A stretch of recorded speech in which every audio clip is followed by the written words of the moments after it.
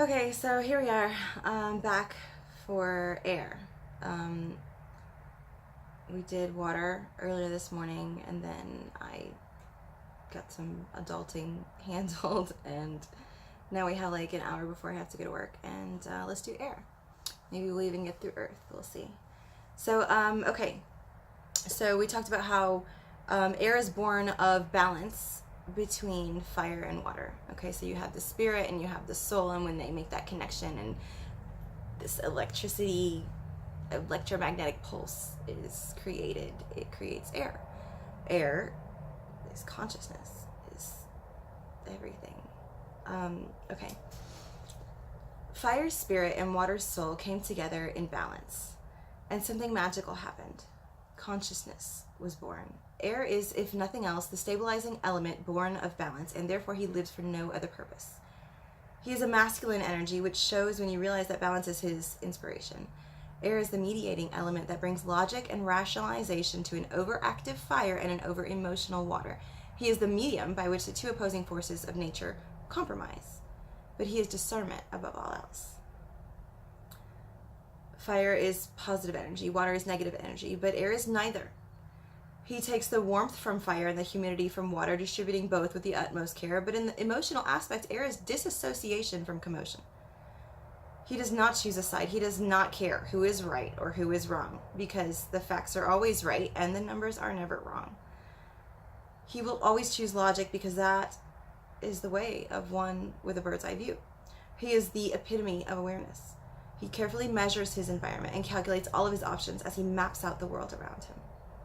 Air's most basic quality is that of separation. Separation with the intention of balance, you see. Biologically, air is the traffic control system of the body, separating and directing the busy traveling of the electric and magnetic fluids. Electric being the positive and magnetic being the negative. Air regulates the heartbeat. Air promotes digestion. Air oxidizes the entire body and brings a much needed medium of stability into a microcosm that would otherwise be in chaos. Just the act of breathing has a calming effect. Air is meditation. Air is concentration. When you have labor pains, they tell you to focus on breath. When you have an anxiety attack, they tell you to focus on breath. They tell you to focus on breath in meditation. Breath is air's intimacy with its host, and it is always a pleasure. The alchemical symbol for air is the triangle with a line crossing it horizontally just above the very middle. This reminds us that it's a masculine energy, like fire with the triangle, and that it is part of the above within the below. Does that make sense? Like the line separates the two, but not really. They're not separate. It's just like this is the fire aspect of the below. So in that way, it also reminds you it's a masculine energy. It also reminds you that it isn't a divine energy. Air is rationalization, thought process, self-awareness in general.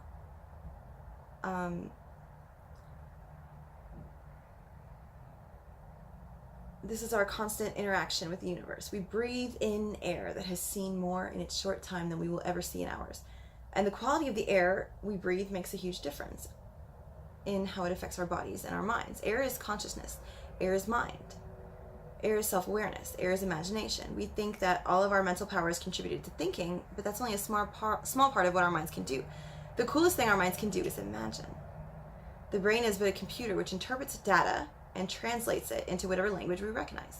The soul can feed it data with no words attached and the brain is lost, but the mind, the consciousness, the part of us that is aware of its existence and its connection to all things, the part of us that is created from balance of spirit and soul, can translate emotion into imagery into movies into dreams, and dreams into realities.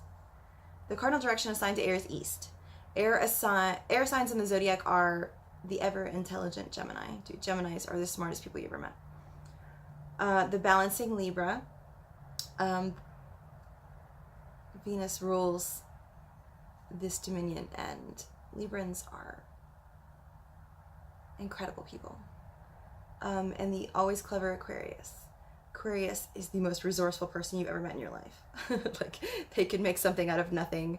I mean, they're MacGyver with it. And this is all, these are all traits of consciousness, of air. And these are very open-minded people with big hearts and free spirits. You cannot cage a spirit that was meant to fly. But if you can provide them balance, they will never leave you. Air signs are great advice givers because they see all things from 3 points of view. Theirs, the opposite of theirs, and the compromise between the two. The chakra associated with the air element is the Anahata, or the heart chakra. This is the center chakra responsible for healing and appreciation of harmony, expressed as love. We love things that we find beautiful or that will fill a void within ourselves. This is balance. This chakra is seated between the lungs, who act as guardians of the body, keeping the peace while promoting balance in all the systems that the body requires. In the Kabbalistic tree of life, the realm which air rules and occupies is the third created realm, the realm of Yetzirah. This realm boasts such imaginative energies as victory, order, and foundation. This is where the astral and mental planes reside. This is where spirit goes to perfect his form before entering physicality. This is where spirit returns in his dream state. This is the place that funnels all of the higher energies into the lowest and longest vibrational wavelength. The responsibility of air then is to translate the fires of the spirit and the watery depth of the soul into something the physical body can work with. In the tarot, this realm and this element are represented by the suit of swords, a medieval symbol of masculine justice, and the suit of spades in the playing deck. And in the cross cipher of the Tetragrammaton, the vow, or the nail, at the bottom of the cross represents air and all that comes with it. So, we talked about the Atziluth realm and how that is dominated by fire and ruled by fire, and that fire is the closest to, divine unity. It's spirit. And then water is soul and emotion, and it is grosser than spirit, but the same, 2 degrees of the same thing. And then air, the chemical reaction from, the balance of water and fire, consciousness, self-awareness, is the third created realm, called Yetzirah. And Yetzirah's powers and energies are 3 as well. Like I said earlier, it was 3, 3, 3, and 1. So this third realm, its energies are called victory, which is Netzach, which is the feminine energy, and she is creativity, like with Legos, creativity. Like, this is where spirit is like, you know what? I'm going to physicality. When I go to physicality, I'm going to have this kind of eyes and this kind of legs and this kind of hands and this kind of whatever. I'm going to do this. I'm going to be this. This is what my form is going to be. And then it goes over to the masculine polarity of that, which is Hod. Hod is order. It's, okay, well, you've got all these ideas about what you're going to create. Let's make it look like something legitimate, like something that can also be functional. Let's be pretty and functional at the same time. Can we do that? So Hod sort of structures all the creative energies of Netzach, which is the man's job. And when these two are perfectly balanced, they create Yesod. And Yesod is essentially the astral plane, the dream state, the funnel for all of these creative energies of air. Yetzirah is the last stop before you get to physicality. Like, that's it. There's no more turning back. This is it. You get to Yetzirah, you're almost fucking there. You're essentially in the womb at this point. But you create what you're going to be, and then you shape and form it, and then you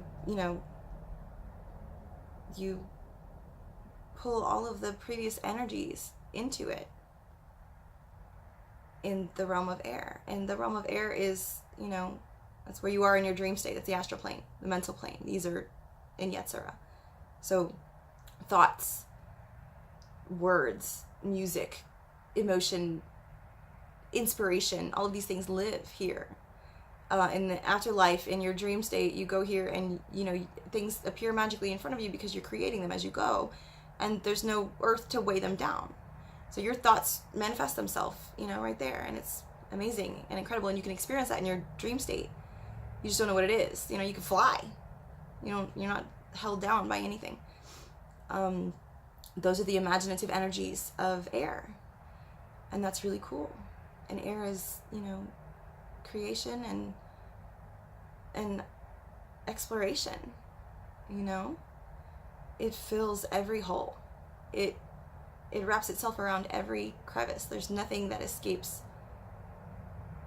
the realm of air. It's imagination in general, you know, the foundation of all the things that you've been building up toward now, you know, like all of that culminates here. And that's really cool. You know, air signs, I'm an air sign, okay? I might be a little biased, but I'm an air sign, I'm a Libra. I am very much a Libra, but I'm on the handover day. I'm Libra, I'm October 21st. So I'm handing over the energies of Libra to Scorpio. So, you know, I have some Scorpio tendencies. I'm not going to lie, but I'm a little emotional for someone who should be so logical. But I'm very much a Libra, and I love that. I love to be ruled by Venus, and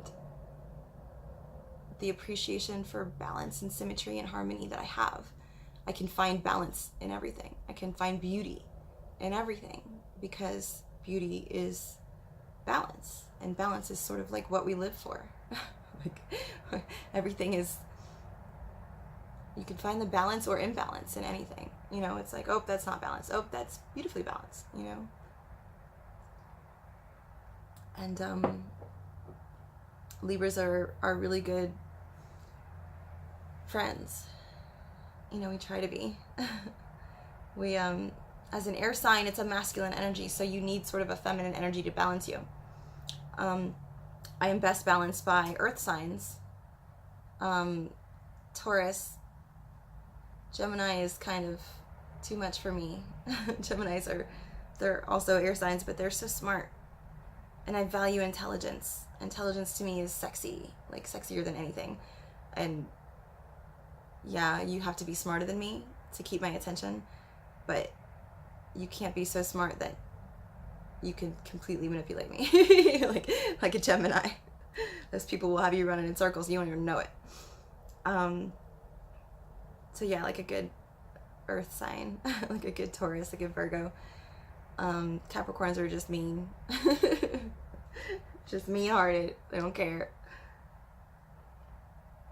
Clever. But yeah, you know, that what would it take to bring balance to balance itself? You know? And it's easy to get someone's attention, but to keep it, that's rough. Especially an air sign.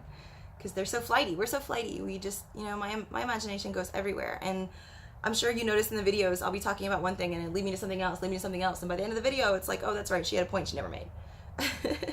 That's air. That's air. We're just everywhere. You can't hold us down. We're all over the place, and we're meant to explore. And, you know, there's a balance out there somewhere, and we'll find it. Anyway, okay, so that's air. Let me check I got food in the oven. Let me check my food, and I'll come back and do earth.